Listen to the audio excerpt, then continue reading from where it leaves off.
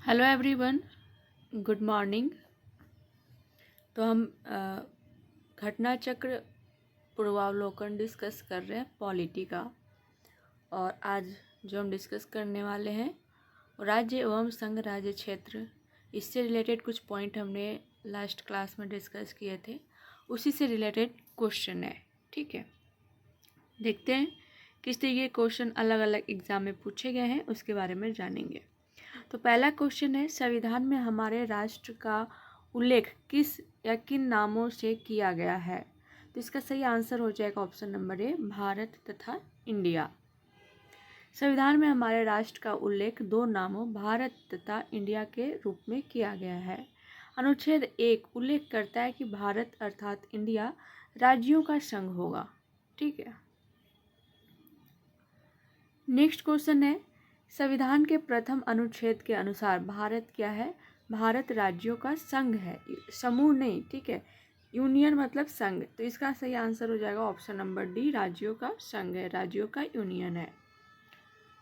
संविधान के अनुच्छेद 1 में निर्धारित किया गया है कि भारत अर्थात इंडिया राज्यों का संघ होगा। भारत के राज्य क्षेत्र में राज्यों के राज्य क्षेत्र, संघ राज्य क्षेत्र और ऐसे अन्य राज्य क्षेत्र जो अर्जित किए जाएं समाविष्ट होंगे।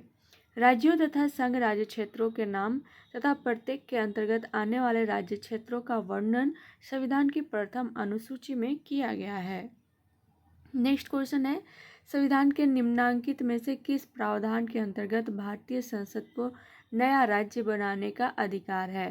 तो इसका सही आंसर होगा ऑप्शन नंबर सी, अनुच्छेद 3। ठीक है, भारतीय संविधान के अनुच्छेद 3 के तहत नए राज्यों के निर्माण, उसके क्षेत्रों, सीमाओं तथा नाम में परिवर्तन का अधिकार भारतीय संसद में निहित है। ठीक है, जबकि अनुच्छेद 1 के तहत संघ का नाम और राज्य क्षेत्र है और अनुच्छेद 2 के तहत भारतीय संघ में नए राज्यों के प्रवेश या स्थापना की शक्ति संसद को प्रदान की गई है।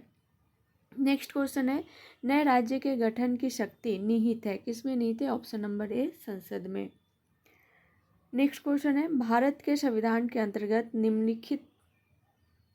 निम्नलिखित में से किसको राज्यों की सीमाओं को परिवर्तित करने की शक्ति है? तो इसका सही आंसर होगा ऑप्शन नंबर ए, संसद को। नेक्स्ट क्वेश्चन है कि एक राज्य को संघ में सम्मिलित करने अथवा नए राज्यों की स्थापना करने की कार्यपालिका शक्ति निम्नलिखित में से किसे प्राप्त है? तो इसका सही आंसर होगा ऑप्शन नंबर ए, संसद को। नेक्स्ट क्वेश्चन है कि भारतीय संघ के अंतर्गत किसी राज्य को मिलाने का अधिकार किसे है? तो इसका सही आंसर होगा ऑप्शन नंबर सी, संसद को। नेक्स्ट क्वेश्चन है कि निम्नलिखित में से कौन सा कथन नए राज्यों के निर्माण के बारे में सही नहीं है? पूछा गया है, ध्यान में रखना है। ठीक है, पहला है कि संसद विधि द्वारा एक नए राज्य का निर्माण कर सकती है। सेकंड है कि इस प्रकार की विधि में संविधान की पहली अनुसूची तथा और चौथी अनुसूची के संशोधन का प्रावधान होगा। बिल्कुल सही है, ये भी सही है। ठीक है, नेक्स्ट है कि इस प्रकार की विधि को अनुच्छेद 368 के प्रयोजनों के लिए संविधान का संशोधन समझा जाएगा। गलत हो जाएगा ये। ठीक है, नेक्स्ट है कि इस प्रयोजन के लिए विधेयक संसद में तब तक पुनः स्थापित नहीं किया जा सकता जब तक इसे उस राज्य के विधानमंडल को निर्दिष्ट नहीं कर दिया गया है जिसके क्षेत्र, सीमाओं या नाम पर इसका प्रभाव पड़ता है। तो डी भी सही हो जाता है। नए राज्यों के निर्माण के लिए विधि हेतु अनुच्छेद 368 के तहत विशेष प्रक्रिया मतलब संविधान संशोधन प्रक्रिया नहीं अपनाई जाती है, तो इसको ध्यान में रखना है। ठीक है, अर्थात संसद साधारण बहुमत से नए राज्यों का निर्माण कर सकती है तथा संविधान के अनुच्छेद 4(2) के अनुसार इस प्रकार की विधि अनुच्छेद 368 के प्रयोजनों के लिए संविधान का संशोधन नहीं समझी जाती है। अन्य विकल्पों के कथन नए राज्यों के निर्माण के संदर्भ में सही है। नेक्स्ट क्वेश्चन है, एक नए राज्य बनाने में संवैधानिक संशोधन के लिए कैसा बहुमत चाहिए? तो एक नए राज्य बनाने के लिए संवैधानिक संशोधन को कैसा बहुमत चाहिए? तो इसका सही आंसर हो जाएगा ऑप्शन नंबर ए, साधारण बहुमत। भारत में एक नया राज्य सृजित करने वाले विधेयक को पारित होना अनिवार्य है। क्या अनिवार्य? संसद में साधारण बहुमत द्वारा। ऑप्शन नंबर 20 का सही आंसर हो जाएगा। नेक्स्ट क्वेश्चन है, कथन ए भारत संघ नहीं है। ठीक है, कारण दिया हुआ है कि किसी भी राज्य का क्षेत्र सीमा नाम उसकी सहमति के बिना भी परिवर्तित करने की शक्ति संघीय संसद को प्राप्त है। बिल्कुल सही है। और भारत संघ नहीं है, ये गलत हो जाएगा। भारत तो राज्यों का संघ है। ठीक है, तो इस तरीके से ए गलत और आर सही है। ऑप्शन नंबर डी इसका सही आंसर हो जाएगा। संविधान के अनुच्छेद 1 के अनुसार भारत राज्यों का संघ है। किसी राज्य के क्षेत्र सीमा या नाम में परिवर्तन हेतु राज्य के विधानमंडल का विचार प्रकट करना अनुच्छेद 3 के परंतु के तहत अपेक्षित है, किंतु इस संदर्भ में राज्य विधानमंडल के विचार संसद पर बाध्यकारी नहीं है। ठीक है, संसद बिना राज्यों की सहमति के भी ऐसा कर सकती है, तो इसको ध्यान में रखिएगा। नेक्स्ट क्वेश्चन है, संवैधानिक प्रावधानों के अनुसार राज्यों की सीमाओं को बदलने के लिए क्या राज्य की नहीं सहमति है। डी इसका सही आंसर होगा। नेक्स्ट क्वेश्चन है, निम्नलिखित में से कौन एक नए राज्य के निर्माण के लिए संवैधानिक उपबंध नहीं है। तो इसका सही आंसर होगा ऑप्शन नंबर डी, एक राज्य संघ राज्य क्षेत्र शामिल कर सकेगा। भारतीय संविधान के अनुच्छेद 3 के अनुसार किसी राज्य की सीमाएं बदलने, नए राज्य का निर्माण करने अथवा उनके नाम में परिवर्तन करने का अधिकार केवल संसद को दिया गया है। राज्यों को यह अधिकार प्राप्त नहीं है। नेक्स्ट क्वेश्चन है, निम्नलिखित में से कौन सा संविधान के अनुच्छेद 3 के तहत संसद के एक कानून द्वारा संभव नहीं है। तो इसका सही आंसर होगा ऑप्शन नंबर डी, नए राज्यों का प्रवेश।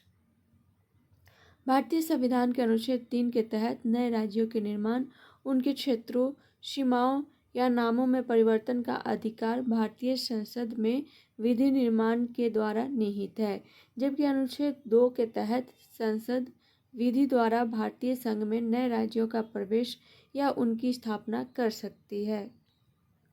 नेक्स्ट क्वेश्चन है, निम्न कथनों पर विचार कीजिए और दिए गए कूट की सहायता से बताइए कि इनमें से कौन सही है। कथन है, संविधान में यूनियन ऑफ स्टेट्स शब्द प्रयुक्त हुआ है। बिल्कुल सही है, राज्यों का संघ, क्योंकि भारतीय राज्यों को अलग होने का अधिकार नहीं है। नेक्स्ट कथन है कि एसके धर आयोग ने राज्यों के पुनर्गठन हेतु भाषा के आधार की अपेक्षा प्रशासनिक सुविधा की वरीयता दी थी। बिल्कुल सही है। नेक्स्ट कथन है कि पंडित नेहरू, सरदार पटेल और पटाभी सीतारमैया की अध्यक्षता में कांग्रेस कमेटी राज्यों के पुनर्गठन में भाषाई आधार के पक्ष में नहीं थी। ये भी सही है। तो इस तरीके से तीनों सही है। ऑप्शन नंबर डी इसका सही आंसर हो जाएगा। डॉक्टर अंबेडकर के शब्दों में संविधान में प्रयुक्त यूनियन ऑफ स्टेट शब्द का अर्थ है संघ राज्य। समझौतों का परिणाम नहीं होने के कारण किसी भी राज्य को संघ से विलग होने का अधिकार नहीं है। इसके धर आयोग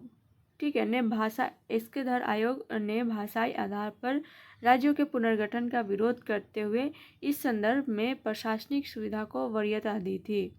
वर्ष 1948 में गठित पंडित नेहरू, सरदार पटेल और पटाभी सीतारमैया की कमेटी ने अप्रैल 1949 में प्रस्तुत अपनी संस्तुतियों में राज्यों के पुनर्गठन में भाषाई आधार को अस्वीकृत किया था।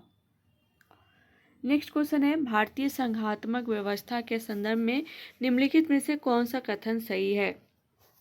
कथन है, भारतीय संविधान के अंतर्गत राज्यों के संघ से अलग होने का अधिकार नहीं है। बिल्कुल सही है।